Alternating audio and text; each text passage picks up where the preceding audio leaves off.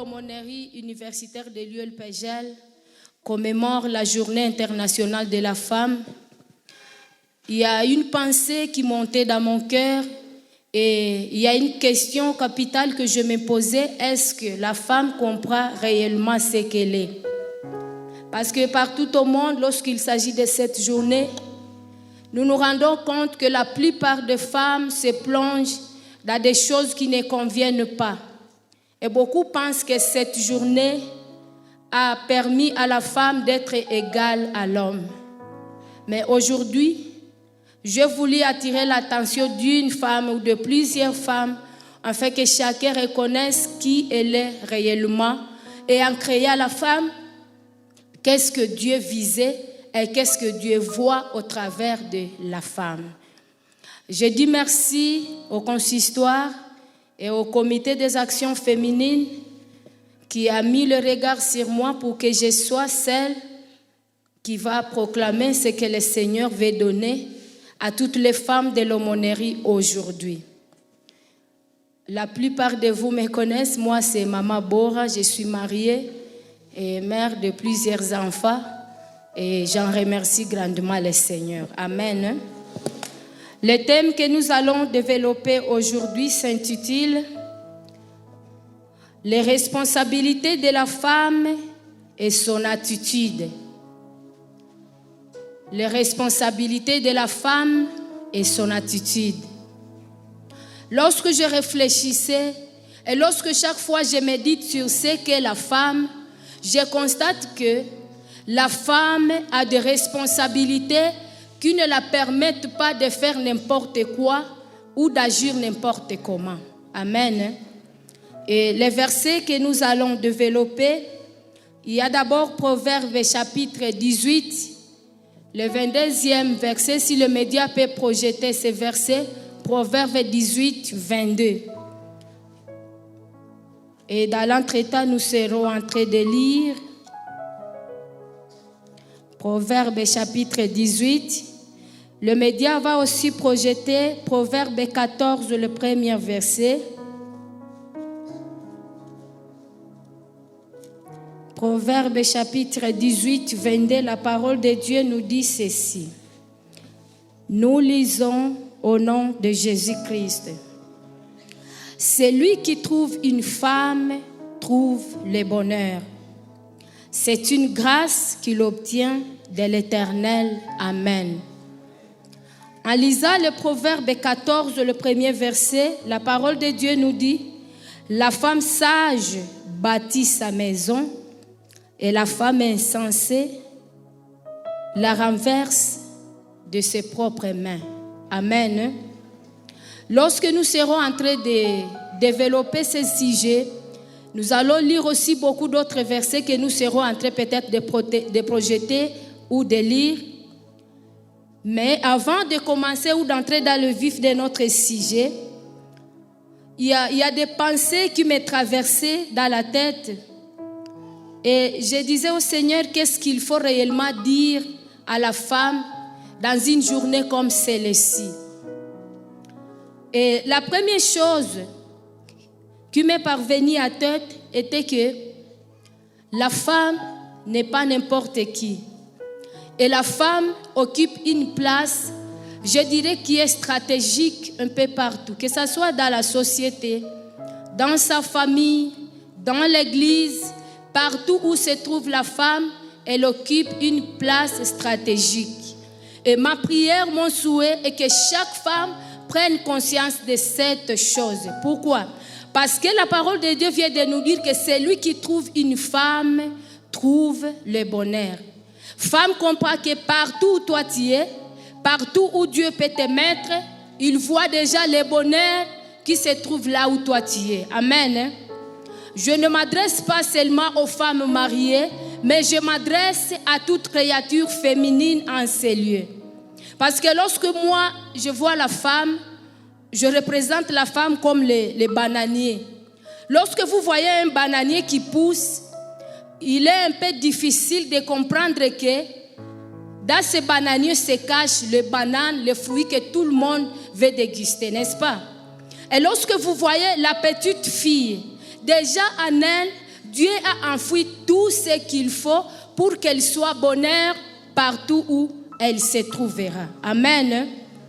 Il y a une confusion aujourd'hui qui règne dans le monde actuel et avec la parité, la femme pense qu'elle va être égale à l'homme. Non. Moi, vraiment, de ma part, je n'appuie pas vraiment cette pensée de croire que la femme est égale à l'homme. Et je peux m'expliquer. Extérieurement, sur le plan physique d'abord, lorsque vous observez la femme et lorsque vous observez l'homme, vous trouvez d'abord d'avance que ce sont deux créatures différentes. La femme n'est pas créée extérieurement d'abord comme l'homme. Et si nous poussons encore les pensées un peu plus loin, nous comprenons que la femme vient après l'homme. Dieu a d'abord créé l'homme et après l'homme, il a maintenant créé la femme. Et moi, je considère que l'homme est considéré comme l'aîné et la femme vient à la seconde place. Alors, lorsque vous pouvez me dire que l'homme et la femme sont égales, moi, ça vraiment, je n'accepte pas. Mais la chose que je veux que chaque femme comprenne, c'est quoi? La femme doit comprendre que lorsque Dieu a tout créé, il avait créé les fruits, les arbres, toute la nature donc, et il avait déjà créé l'homme. Et lorsque Dieu avait tout créé, il avait dit que c'était bon, n'est-ce pas?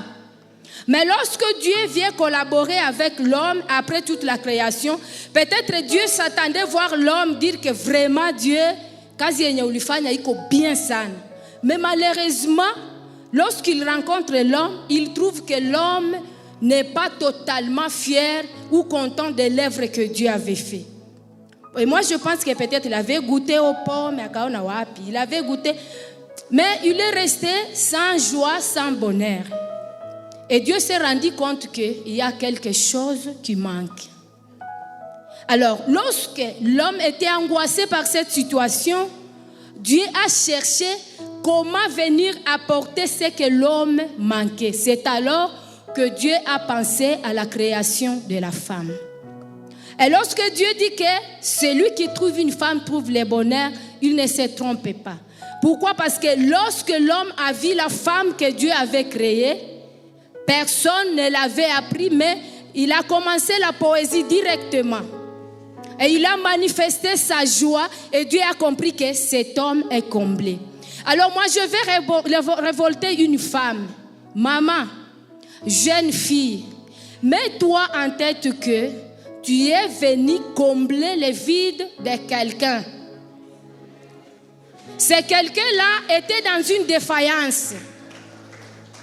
Et lorsque ce quelqu'un était dans une défaillance, Dieu a vu que c'est... Excusez-moi.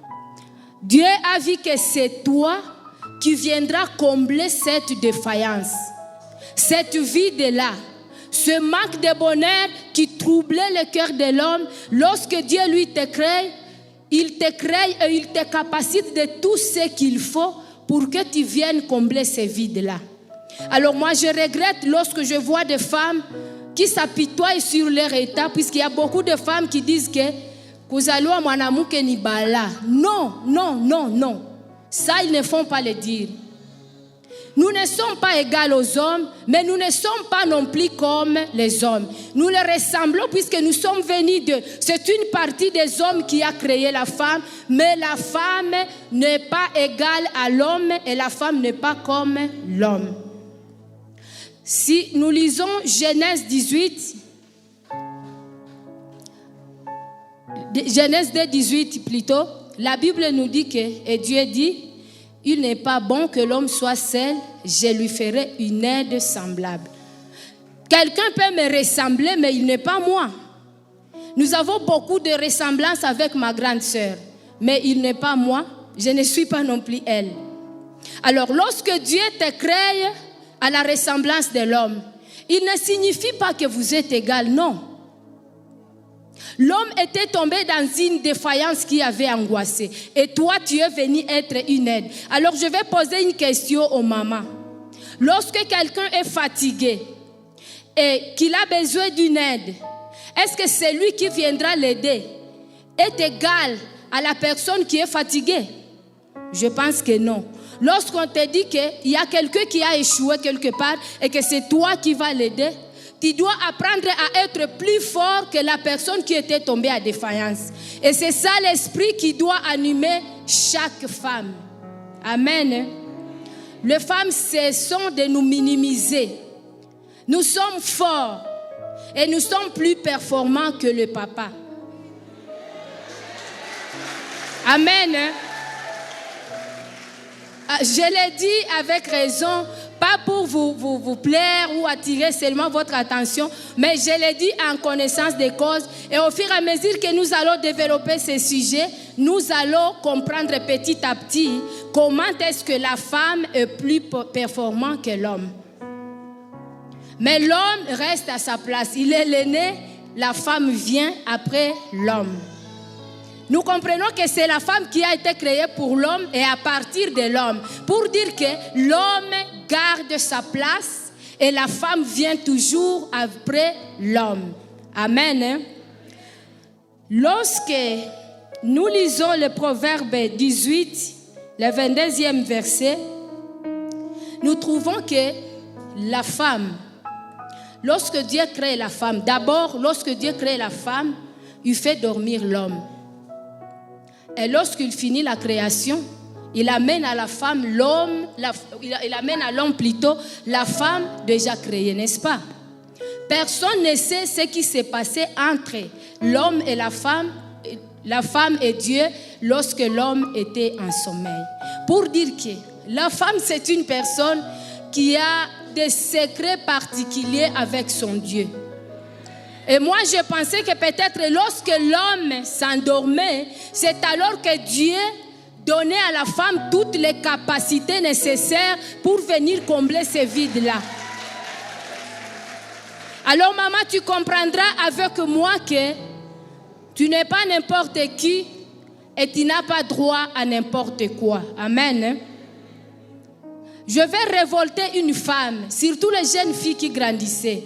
Vous n'êtes pas n'importe quoi.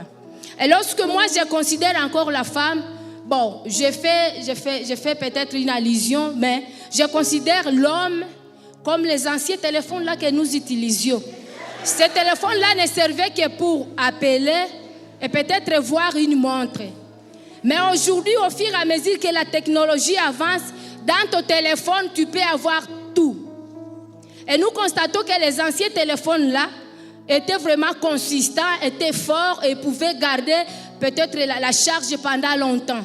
Mais aujourd'hui, avec les téléphones les plus performants, bon, ils sont fragiles, oui, mais ils ont plusieurs usages. C'est ça la femme. Amen. Alors, lorsqu'on dit que celui qui trouve une femme trouve le bonheur. Le bonheur, c'est quelque chose que tout le monde recherche, n'est-ce pas? Et si nous avons accepté Christ, c'est parce que nous savons qu'un jour nous vivrons dans le bonheur éternel, n'est-ce pas? Alors toi, femme, quelle est ta tâche? Lorsqu'on dit que tu es le bonheur, ce bonheur ne se limite pas seulement sur le cadre conjugal, hein? Le bonheur de ton mari. Non. Lorsque Dieu te voit, il sait que partout où tu es source de bonheur. Que ça soit dans ta maison, dans ta famille, même dans les services. Vous n'avez jamais constaté que même dans le bureau, lorsqu'on a besoin peut-être de la nourriture, la personne qu'on va contacter, ça doit être quoi? Une femme. Et pourtant, il y a des papas, il y a des chefs, il y a des responsables. S'il faut faire la propriété, vous allez voir que tous les yeux des hommes sont fixés sur la femme. Pourquoi? C'est comme ça que Dieu a créé la femme. Et la femme, là où elle arrive, elle a la capacité de constater plusieurs choses à la fois. Elle va voir, partout où la femme se trouve, c'est ça. Alors maman, lorsque tu connais que tu es la source du bonheur pour toute personne que Dieu met à ton côté, je pense que la chose que tu dois faire, c'est quoi? Prendre d'abord conscience de cette grande responsabilité. Lorsque tu connais que le bonheur de tout le monde dépend de toi, tu ne vas pas t'attacher à n'importe quoi. Non. Tu vas te focaliser sur ces bonheurs-là, afin que toute personne à côté de toi dise que réellement, à côté de moi, il y a une femme. Mais combien de femmes ne sont pas malheurs? Seulement parce qu'ils ignorent qui elles sont et qu'est-ce que Dieu a mis en elles. Peut-être vous allez vous lamenter et dire que non, les hommes aussi nous troublent, tout le monde nous trouble. Mais Dieu, lorsqu'il te crée, il met en toi cette capacité-là. Et lorsque tu ne veux pas exploiter et développer cette capacité-là, la faute ne tombe pas sur Dieu, mais c'est de ta faute. Parce que lorsque Dieu te voit toi, il sait que Nisha Mupati a biote, joue, a osé assumer les responsabilités. Et lorsque tu ne vas pas le faire, ma soeur, binakuona. Prends conscience. Le mois de la femme ou la journée de la femme, ce n'est pas une journée où on doit boire, manger, chercher de nouveaux vêtements. Non. Au contraire, c'est une journée qui doit nous pousser à réfléchir. Qui sommes-nous? Quelles sont nos responsabilités? Et comment est-ce que nous sommes en train de nous comporter face à ces responsabilités que le Seigneur nous a données? Amen. Dans Genèse 2:18, on nous dit que Dieu a dit qu'il fera à l'homme une aide. Être une aide, ce n'est pas facile. Pourquoi? Parce que vous venez pour soutenir quelqu'un qui n'en peut plus.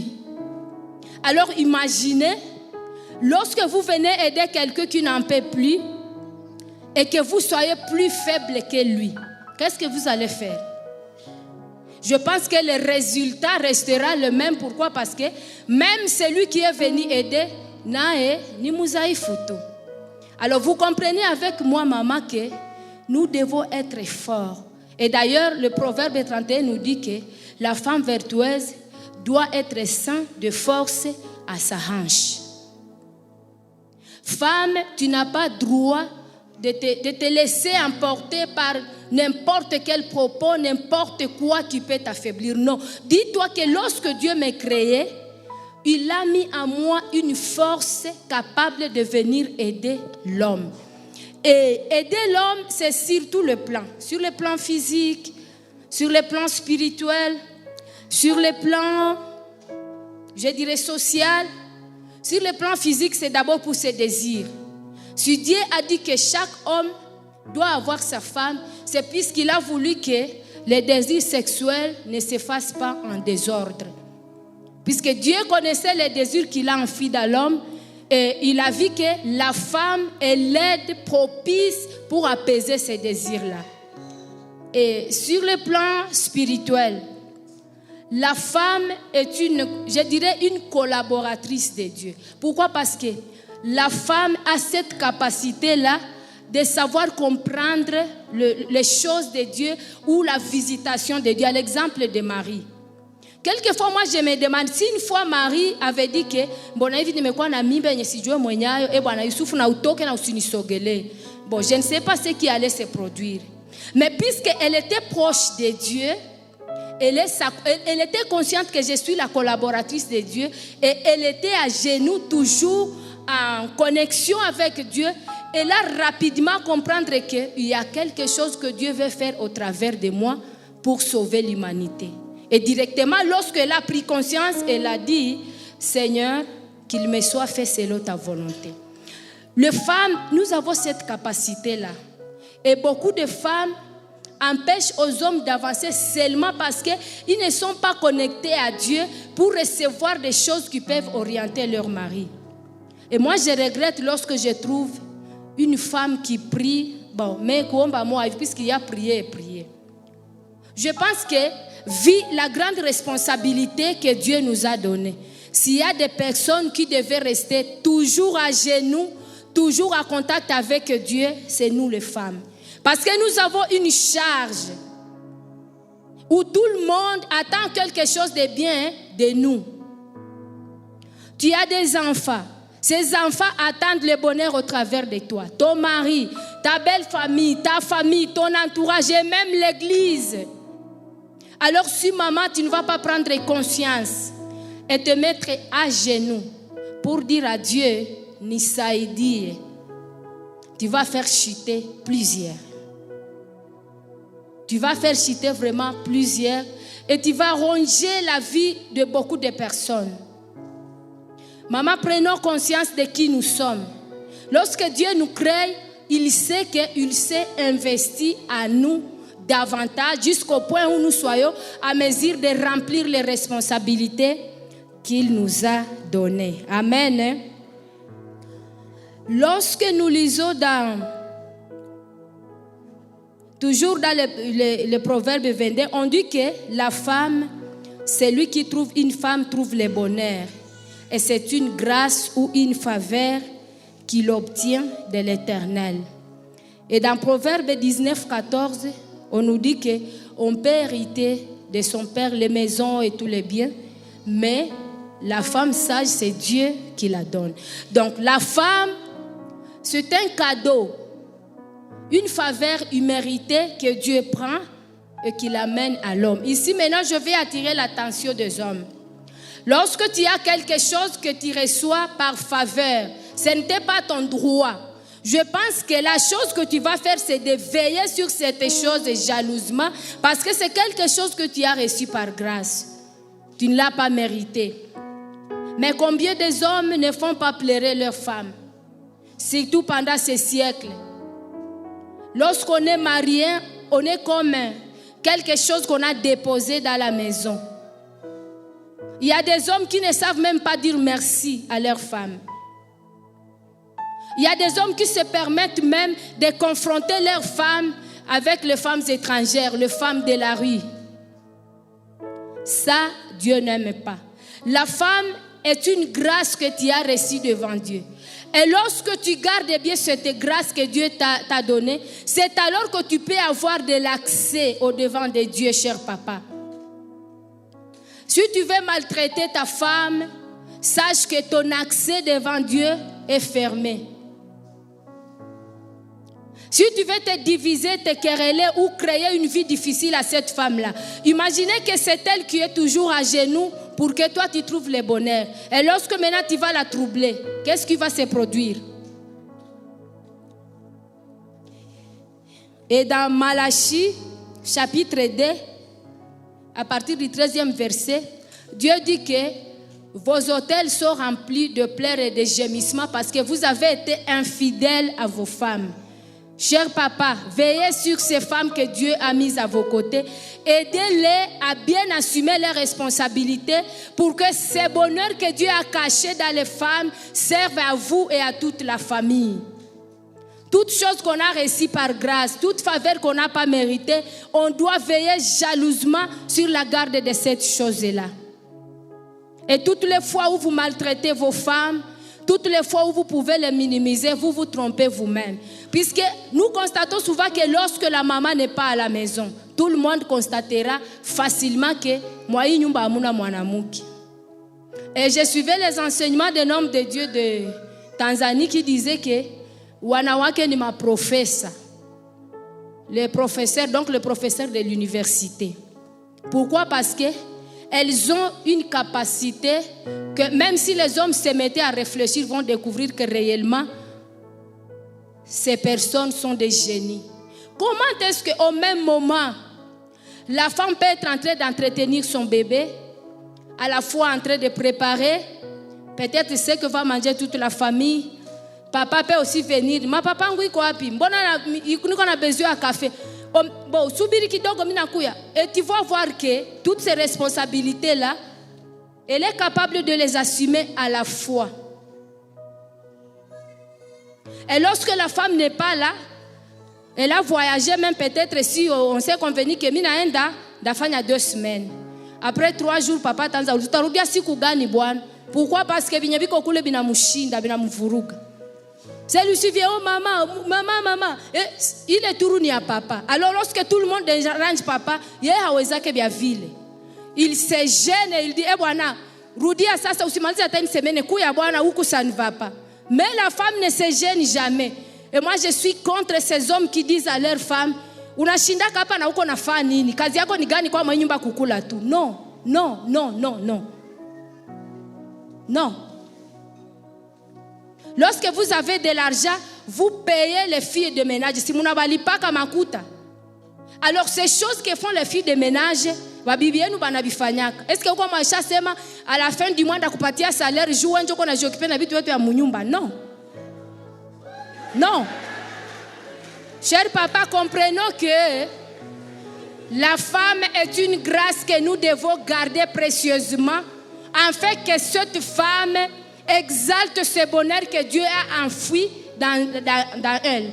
Et ce bonheur, c'est pour toi, c'est pour tes enfants, c'est pour toute ta famille. Alors, chers papas, je vous supplie, aidez les femmes à bien les entretenir pour qu'elles soient capables aussi d'assumer leurs responsabilités.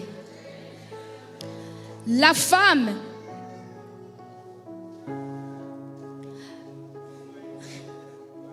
je disais qu'elle est une grâce de Dieu.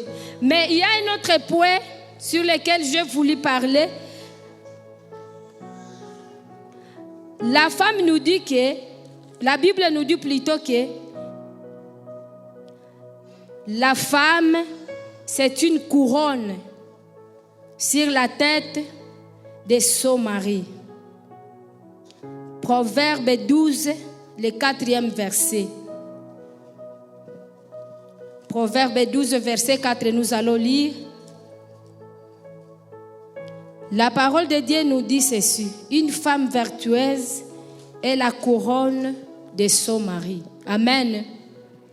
À ce point, moi, je considère la vie conjugale comme un édifice. Puisque dans Proverbe 14, on nous a dit que c'est la femme qui bâtit. Donc, elle est aussi une bâtisseuse. Alors, lorsque la femme bâtit l'édifice qui est peut-être sa famille ou sa maison, moi, je considère la femme comme quoi? Prenons que la famille, c'est cet édifice. Alors, moi, je considère la femme comme la fondation, les murs. Et l'homme, c'est la toiture, puisque c'est la tête. Alors, entre la toiture, le mur et la fondation, je pense que ce sont le mur, la fondation qui supporte la toiture durant toute la vie. Et femme, vous trouvez que vous devez être vraiment forte. Et cette force n'est pas une force musculaire ya kupigana wala kuchambana, non. Notre force, c'est à genoux, en présence de Dieu. Ce n'est que Dieu qui peut nous donner la force de supporter la charpente, la toiture jusqu'à la fin de nos jours. Alors, même si tu peux te tenir loin, tu vas facilement constater que il est une chapelle à aumônerie. Pourquoi? Parce que tu vois la toiture, non le mur, non la fondation. Mais on nous dit encore que c'est cette femme même qui fait la gloire de son mari. Donc, elle a une couronne sur sa tête. Pour que maintenant l'homme soit considéré comme un homme complet, il faut encore que cette femme pratique des habitudes ou des comportements qui donnent gloire à cet homme-là. Et Proverbe nous dit que l'homme de la femme vertueuse est considéré aux portes lorsqu'il entre dans les sièges des grands du pays. Alors maman, si toi tu ne veux pas te ressourcer auprès de Dieu, tu ne veux pas prendre conscience de ce que tu es, tu vas faire la honte et à ton mari, et à tes enfants, et à ta maison, et à ta famille. Et on a souvent l'habitude de dire chez nous que abaoake fie banaoaka nani mamukwe. Alors imaginez maman, chère maman comme moi, si toi tu fais l'ignominie de ton mari, tu fais la honte de ta famille, tu ne vois pas que tu bloques même la voie à tes enfants. Maman, s'il te plaît, aujourd'hui je veux que tu prennes conscience. Bien sûr, nous sommes tracassés par beaucoup de choses. Puisque toute personne qui a de grandes responsabilités, il affronte aussi des grands défis, n'est-ce pas? Tu ne veux pas dire que tu vas construire un édifice de 12 étages, na uwaze que utatumikisha tout sans sac à ciment. Non. Donc, nous devons être conscients que nous avons beaucoup à donner pour arriver à satisfaire aux responsabilités que Dieu nous a données. Sinon, nous serons malheur pour plusieurs, nous serons la honte pour plusieurs. Et notre force, je le disais tantôt que Nous ne la retrouverons pas Moubikao, Moubikundi, Moumakakungu. Non, non, non, non, non. Viens, agenouille-toi, fais-toi ami de Dieu. Et Dieu te donnera des secrets. Comment est-ce que tu vas surmonter les défis qui sont devant toi? Parce que toutes les fois où tu ne veux pas réaliser les responsabilités que le Seigneur te donne, bon, ou qu'on rebelle, disons-nous la vérité. Lorsque Dieu lui te crée, en accoutant tout ce qu'il faut pour que tu sois réellement le bonheur pour tout le monde. Alors lorsque toi tu ne veux pas le faire, tu ne veux pas aller contacter Dieu pour lui demander qu'est-ce que tu me dis ici? Je n'ai plus de force, je suis découragé, je suis fatigué, aide-moi encore. Bon, et tu te laisses faire par n'importe quoi, et à la fin des comptes, c'est le malheur qui tombe sur ta famille, sur ton mari, sur ta maison. Parce que tu as dit qu'on a un problème, pas. Non.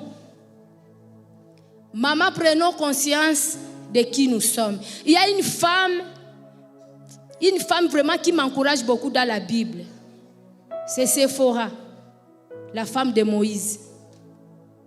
Non, la femme de Moïse.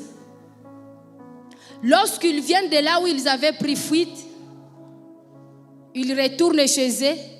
Arrivé en cours de route, Dieu avait donné la loi de circoncire tout mâle au 8e jour. Alors, son mari avait oublié. Et lorsqu'ils ont en cours de route, comme elle était en contact avec Dieu, elle se souvient que Dieu est déjà en colère et il risque de tuer cet homme. Puisque les hommes ont beaucoup de responsabilités, qu'ils prennent toutes leurs réflexions et ils peuvent même oublier certaines. Alors lorsque la femme a pris conscience de ce qui se passe, au lieu de voir la mort de son mari, qu'est-ce qu'elle a fait? Elle a pris une pierre et elle a coupé le prépuce de son jeune garçon. Et on dit que la colère de Dieu s'était apaisée. Alors je me demande, si cette femme n'était pas connectée à Dieu, alors maman, nous n'avons pas droit à la distraction. Et pourtant, c'est ce qui emporte la plupart des femmes pour le moment. Et lorsqu'ils peuvent voir les autres se donner aux choses de Dieu, se donner à la prière, il y a même ceux qui disent non,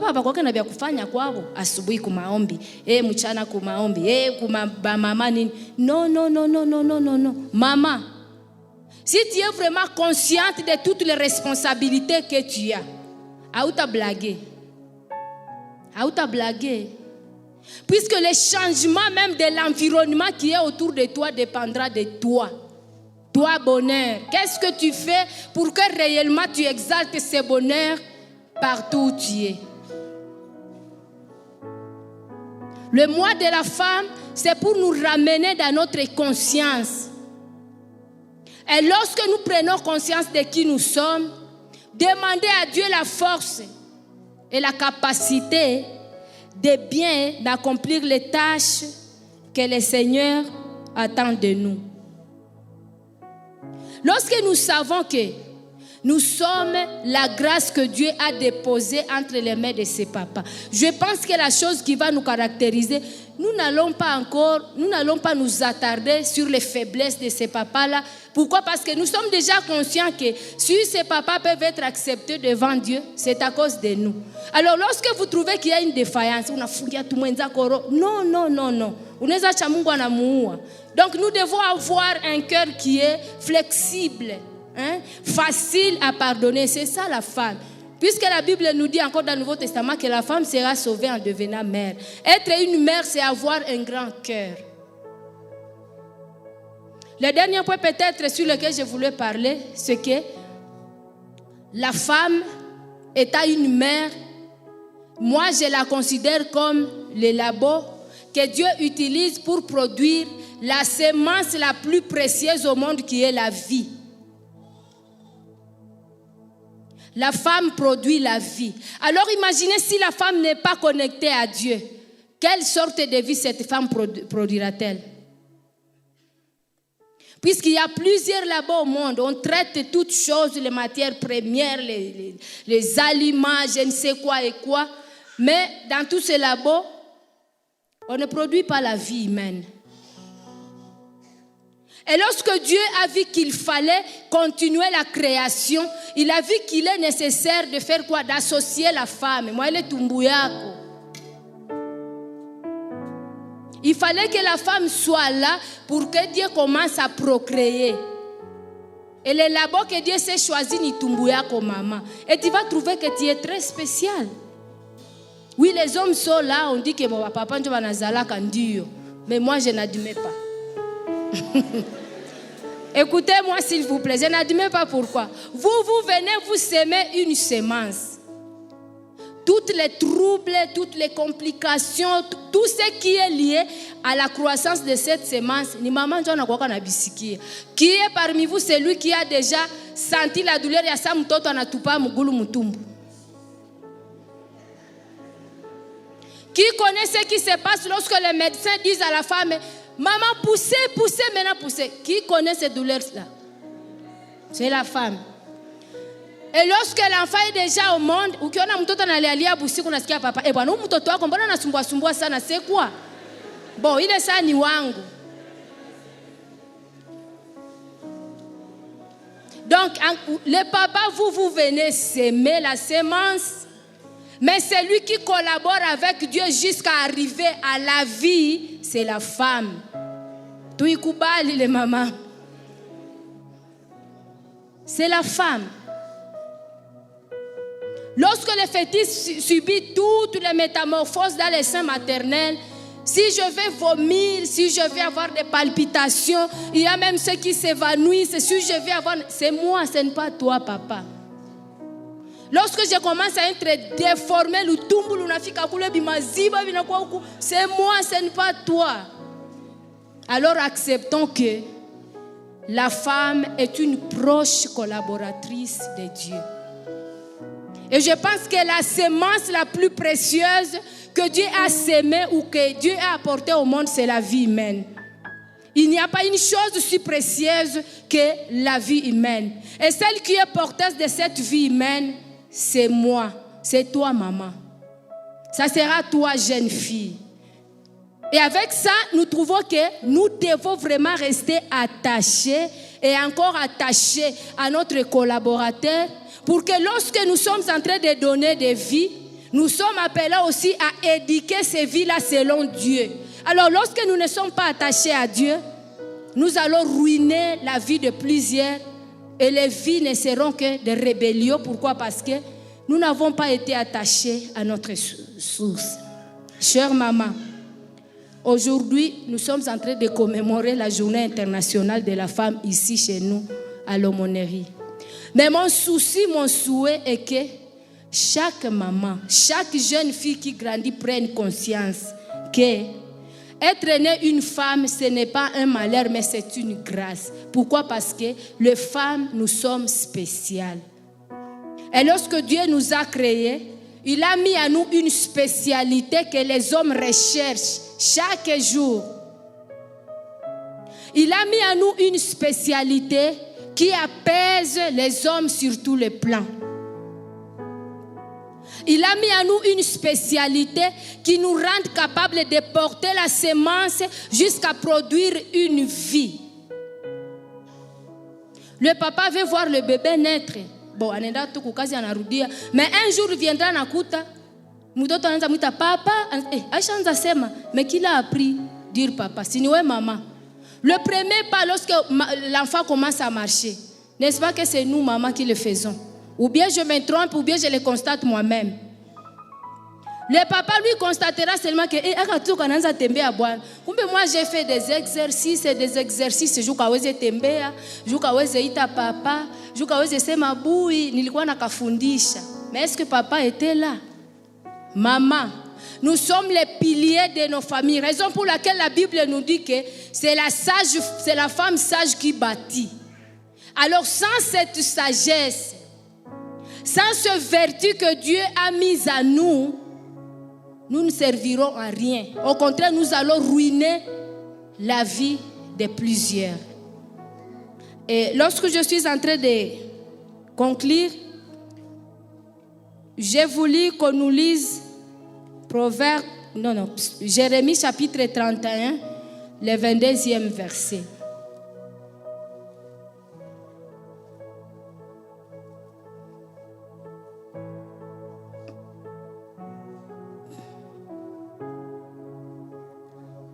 Jérémie chapitre 31, le 22e verset. Je le lis au nom de Jésus-Christ. La Bible nous dit ceci. Nous pouvons commencer au 21e verset. Dresse des signes, place des poteaux, prends garde à la route, au chemin que tu as suivi. Reviens, Vierge d'Israël. 22. Jusqu'à quand seras-tu errante, fille égarée? Car l'Éternel a créé une nouvelle chose sur la terre. La femme recherchera l'homme. Dans d'autres versions, on dit la femme protégera l'homme. Avec ce verset, je voulais attirer l'attention de nos mamans. Nous avons la responsabilité de garder l'équilibre partout où nous sommes. Alors nous devons faire attention à une chose qui nous emballe si facilement, c'est la colère. Mais on nous dit que la responsabilité de rechercher l'homme pour le moment, Dieu l'attend de nous. C'est-à-dire quoi? Lorsque l'homme s'affaiblit, lorsque l'homme est tombé dans les erreurs, notre réaction ne doit pas être de condamner cet homme, de maudire cet homme, de chasser cet homme, de nous lever contre cet homme. Non, au contraire, notre responsabilité, c'est le rechercher et le ramener. Et ceci doit se faire à cause de la sagesse. Si tu n'as pas la sagesse, à cause des erreurs des hommes, de ton mari ou de tes enfants ou de quoi, tu vas barder toutes choses et la maison sera ruinée. Vu toutes ces responsabilités que nous avons, nous devons vraiment appliquer le comportement de la femme que nous montre Proverbe 31 à partir du 10e verset. Là, il y a beaucoup d'enseignements que je recommanderais à toute femme de méditer au moins une fois chaque semaine. La femme vertueuse. Une femme sans sagesse, je dirais que c'est une bombe. Et cette sagesse, nous ne la trouvons qu'auprès de notre Seigneur. Puisque c'est la sage femme qui bâtit. C'est la femme vertueuse qui fait ça, qui fait ça. Alors si tu ne sais pas ou tu ne veux pas développer ces vertus-là, beaucoup de choses vont t'échapper. Vraiment beaucoup de choses. Mais nous avons la responsabilité de rapprocher même les hommes qui se sont égarés, les hommes qui sont tombés en faillite ou en défaillance, les hommes qui commencent à se détourner de la face de Dieu. Nous avons la capacité et la possibilité de les ramener dans la voie qui convient. À l'exemple d'Abigaël. Lorsque son mari avait commis le pire, David venait pour détruire toute la maison. Mais à cause de cette femme, toute la maison a été sauvée. C'est ça le comportement que chaque femme doit adopter. Mais en finissant, j'aimerais dire à toutes les femmes de prendre conscience. Maman, nous sommes spéciales. Et les responsabilités que Dieu nous a confiées sont stratégiques. Alors nous devons éviter de nous comporter comme n'importe qui ou comme n'importe quoi. Nous devons éviter de prononcer n'importe quoi. Parce que le bonheur de plusieurs dépend de nous. Alors lorsque nous sommes en train de dire n'importe quoi, nous sommes en train de ruiner, de tuer beaucoup de vies. Et pourtant Dieu, lorsqu'il nous a créés, lui connaissait qu'il a créé quelque chose qui va être source de bonheur, source de réussite, source de prospérité, source de bien-être de plusieurs. Alors, faisons attention, chère maman, à notre façon d'être, à notre façon de nous comporter. Alors, je voulais que les dames se mettent debout pour faire une courte prière qui va clôturer ce moment. Et selon la parole, chacun va prier pour lui-même. Tu connais ce que tu traverses. Tu viens d'entendre, d'écouter ce que tu es. Tu connais déjà les capacités que Dieu a mises en toi. Tu connais la place, la responsabilité que tu occupes. Alors nous allons demander au Seigneur de nous aider, de nous soutenir, enfin de bien assumer ses responsabilités. Ensemble, nous allons prier et c'est Maman Rachel qui va clôturer ces moments.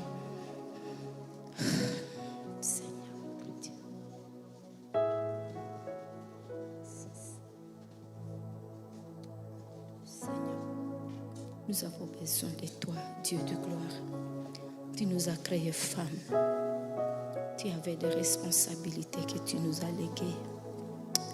Et nous voulons être à notre poste pour accomplir tout ce que toi, tu nous recommandes de faire. Alors aide-nous, Seigneur. Aide-nous, s'il te plaît. Viens en aide au secours de toutes ces femmes qui sont debout devant toi. Oui, tu viens de nous parler, de nous communiquer ta pensée. Manifeste-toi, ô Yahweh. Agis puissamment au milieu de nous. Yahweh, aide-nous. Sans toi, nous ne serons pas capables d'accomplir ce que toi tu as dit. Merci Seigneur, aide-nous. Le soutien. Merci Seigneur.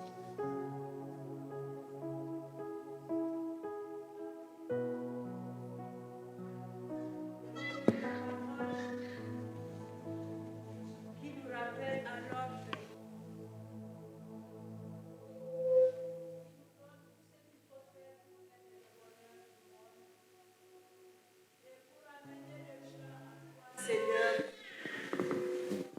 car tu veux que chacun soit sauvé et que chacun